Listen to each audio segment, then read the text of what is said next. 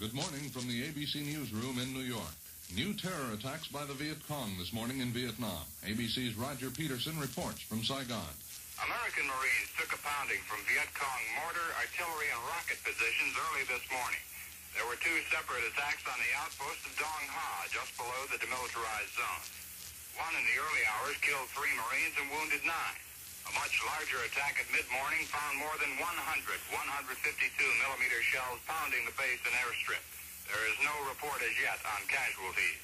And near Da Nang, a Marine air base at Marble Mountain was hit with 10 rounds of 140-millimeter rockets. 4 Marines were killed, 80 wounded, and some helicopters were damaged. Roger Peterson, ABC, Saigon. In the air war, U.S. planes hit communist positions near the demilitarized zone. Farther north, American planes flew 118 missions yesterday. The planes hit railroads and anti-aircraft targets in the southern panhandle. No U.S. planes were reported lost.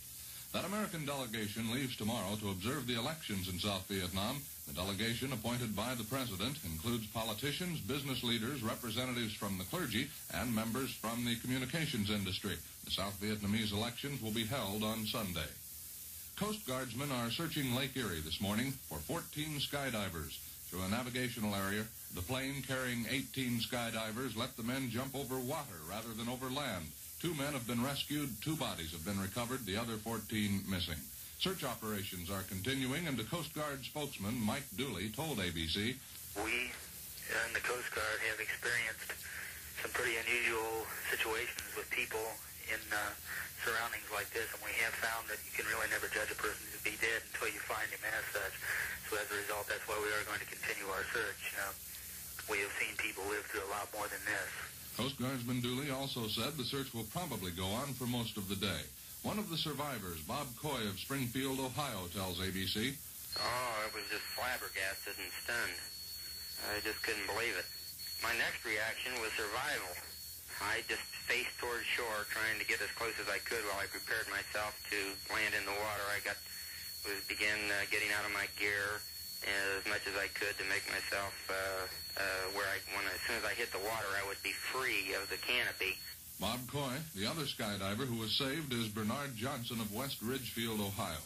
London police say an autopsy will be performed on Brian Epstein tomorrow. Epstein, manager of the Beatles, died yesterday. Epstein was 32. Reports in Hong Kong newspapers say opponents of Mao Zedong have destroyed several boats at the Canton Naval Base. According to the Hong Kong newspapers, there were heavy casualties. And Ralph Humphrey, brother of the Vice President, is dead. Ralph Humphrey, 61, died of cancer last night in Minneapolis. Now, a message from our sponsor. When you start a little later, you better be a lot better. Camaro is. Camaro is the lowest, heaviest car with the widest stance of any Sportster at its price. Camaro didn't have to come out that way, but it did. Because Chevrolet took the time to build Camaro better. Not just different from other Sportsters. Better. No shortcuts. No rush. We didn't have to use a computer to check over 1 million factors to be sure the design was just right. But we did. And so Camaro tracks straighter, corners sharper, takes curves flatter, feels far surer, far more like a big car. 5 minutes behind the wheel on a road you know should convince you. When you start a little later, you better be a lot better. Camaro is. At your Chevrolet dealers. This is news around the world.